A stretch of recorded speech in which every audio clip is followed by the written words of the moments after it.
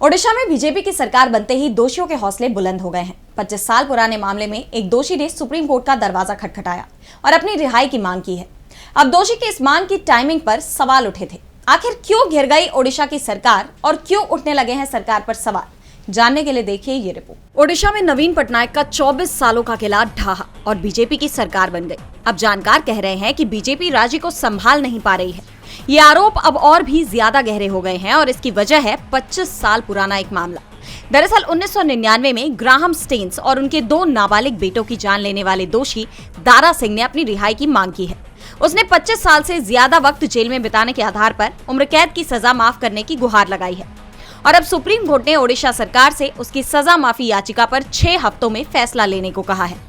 दरअसल ये घटना है 23 जनवरी 1999 की, जब ओडिशा के क्योंझर जिले के मनोहरपुर में ऑस्ट्रेलिया के ईसाई मिशनरी ग्राहम स्टेन्स और उनके 2 नाबालिग बेटे फिलिप और टिमोथी की जान ले ली गई थी।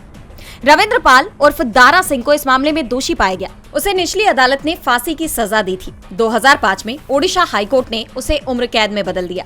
2011 में सुप्रीम कोर्ट ने भी इसी सजा को बनाए रखा और अब 25 साल बाद उसने रिहाई की मांग की है, ये दलील देते हुए कि वो बिना किसी पैरोल के 25 साल से ज्यादा वक्त जेल में बिता चुका है।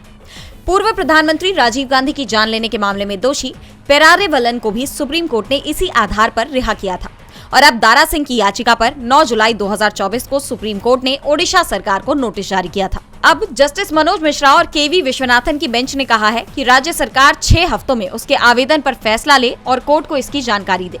ऐसे में अब दारा सिंह की याचिका की टाइमिंग पर सवाल उठ रहे हैं, क्योंकि 24 साल से नवीन पटनायक की सरकार थी, तब तक इस दोषी की इतनी हिम्मत नहीं थी। लेकिन अब जब राज्य में बीजेपी की सरकार आ गई है तो दोषी ने रिहाई की मांग कर दी।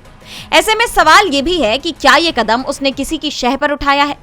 ये देखने वाली बात है। फिलहाल कोर्ट ने सरकार से जवाब मांगा है। डीवी लाइव की रिपोर्ट।